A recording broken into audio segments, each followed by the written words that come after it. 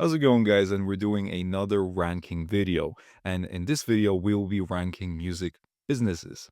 So I'll be going over some of the most popular music businesses, and this video will kind of give you my insights on, like, let's say if you wanted to start working in the music industry or you wanted to start, your own music business in the music industry. I hope that this video will kind of help you align and see which music business is like for you and stuff like that. So remember, guys, this is just my opinion and my own experiences. So, take whatever I say with a sense of detachment.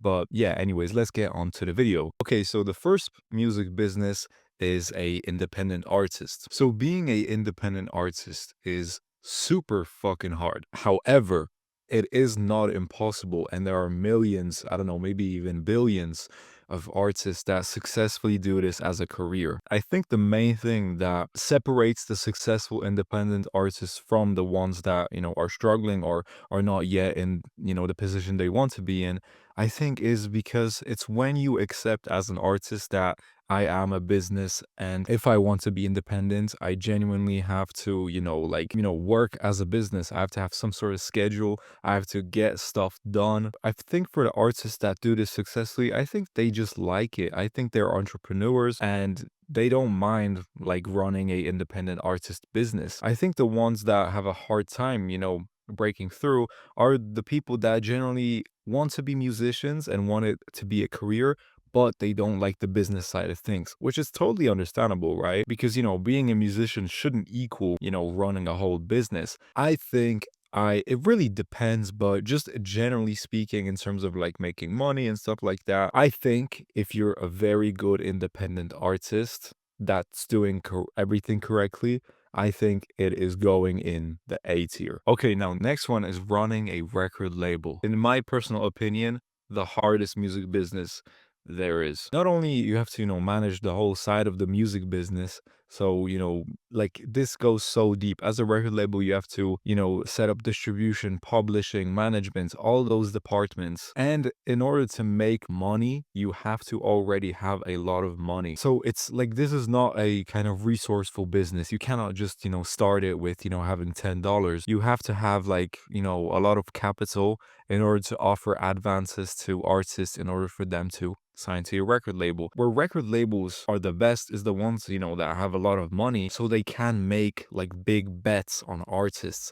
And those are the record labels that make the most money. Because they have the most money, they make the most money. I know, well, it's crazy, right? But what I mean by that, just simply speaking, I don't want to go like so deep on how a record label deal works, but it's kind of like gambling on an artist. Like let's say a record label sees an artist that is rising on TikTok. What they'll do is offer them a huge advance. Artist sees the advance like, oh my god, this is a lot of money. But they're like, here's a lot of money, but we need like 95% of the royalties this music is going to make. And the artist is like, oh my god, like I'm getting offered like millions of dollars. You know what? I might as well like take it. I don't even know if in my lifetime this music is gonna make that amount of money. And if that is a good deal, then the artist signs, the record label gets like 95% of the royalties, and they make that whole advance back and even more and more and more, depending on how long that contract was. But essentially that kind of is how a record label deal works. Now, imagine if you don't have a lot of money and you start an independent record label, and let's say you do that with a couple of artists, like let's say 5 artists. Let's say every single one of those artists like don't really do good after you sign them. You're kind of in the dust. But like let's say 4 out of the 5 artists do kind of shitty, but one is very prominent and is getting very famous. That one can literally change your whole business and make you blow up as a record label. So the record labels are a hard business, very risky business. I'm saying that it is a very hard business. However, like I said, I think it's an S tier business because if you start an independent record label, it's very easy to sell like your record label to a major record label. That's very much what always happens when a small record label, has a good roster of artists that's making money. Soon enough, that independent record label is going to get swooped up by the big three major record labels. One of them is going to buy that small indie label, and most independent record label owners will probably sell that business if it makes sense for them and if they want the money, and rightfully so. Hardest music business to run, but best kind of outcomes. Totally depends on what kind of person you are. Totally depends on your circumstances, how much risk you can take, your connections and stuff like that. But yeah, in my opinion, S tier music business. Agencies. So that would be music marketing agencies, PR agencies, management agencies, and stuff like that. I just put my agency's logo in there because we kind of do like all of that in that agency. So agencies are typically a easier model to run than record labels, right? Because whenever you run an agency, like let's say you run a management agency, management is your sole focus. If you run music marketing is your sole focus, etc. However, you have to know like management. I think from my experience from running this company, if you know how to take on a lot of risk, how to take on a lot of, clients, and just know how to speak with people, you'll do well. But if you generally don't really like speaking with people, maybe, consulting and stuff like that, advising artists isn't really your thing, then I wouldn't suggest starting an agency. An agency isn't the worst. Like I said, it totally depends on what kind of person you are, but but if I was a beginner, I would typically start off with a agency that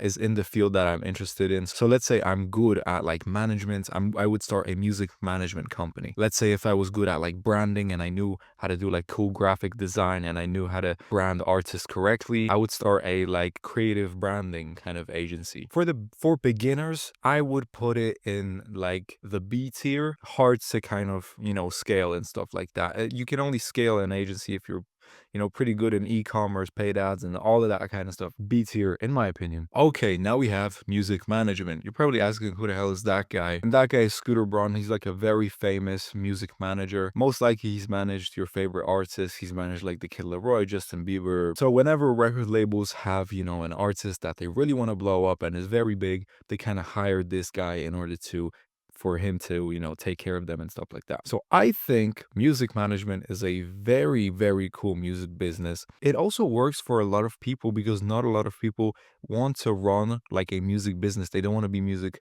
entrepreneurs. So you can actually be a music manager and work for a record label, which is awesome because you don't have to take care of the, business side of things whilst, pursuing your dream of being a music manager. So for a lot of beginners and people that are generally interested in the music industry, I would recommend starting off with being a music manager. You'll pick up a lot of like management skills, customer service. You'll know how to like kind of speak to people, manage people, sell people onto certain offers, etc. And at the end of the day, you can choose, do I want to start my own kind of music management agency, or do I want to like work in a record label and let them pay me to manage their artists? So yeah, generally speaking, it's a lot easier than running an agency. I would probably put it in the A tier. Okay, now music producers. That is Metro Boomin. So music producers are kind of like the independent artists, except music producers from the get-go kind of know that they are running a music business. With an independent artist, I think how it goes is an independent artist starts,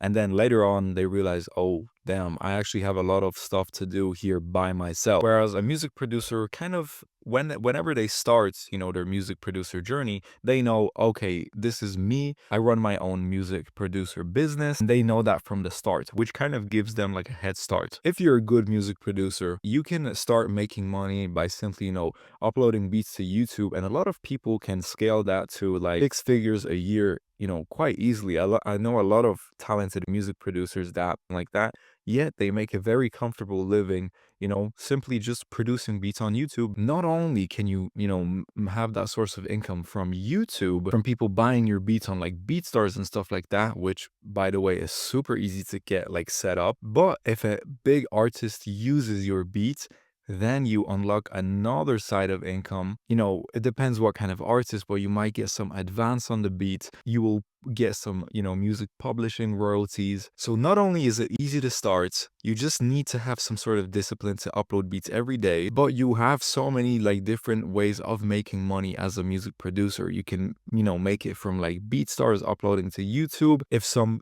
big artist uses your beat, then they will probably give you a big advance on the beat and you will get music publishing royalties from the song they release. And if you get very good, you will get a music publishing deal from a big music publisher that will sign you. The only thing with music producing is you have to be good. I think from my experience, that is literally what separates music producers. You can be a music producer that uploads beats daily, yet the music producer that uploads one beat a week as opposed to uploading every single day will make more money than you simply because they are just better at making music. So if you're passionate about it and if you genuinely know that you're good, then I think music production is an S tier music business. So yeah, guys, that is kind of my tier list of ranking different kind of music businesses. Obviously, I could have put like so many different types of music businesses, but these are kind of the main ones, right? If you guys want like a part two, just let me know and I'll make it. So yeah, hopefully this video helped you guys out just a little bit. If you want to start your own music business, you can join our music business community there and you can pretty much start any kind of music business you want. If you want to start a record label, an agency, whatever, just join it and I'll meet you there on the other side and we can get started. And if you're an artist and you want to promote your music, you can use my agency, Mushroom Media, down below, and we can get started there also. So yeah, thank you guys so much for watching. Thank you.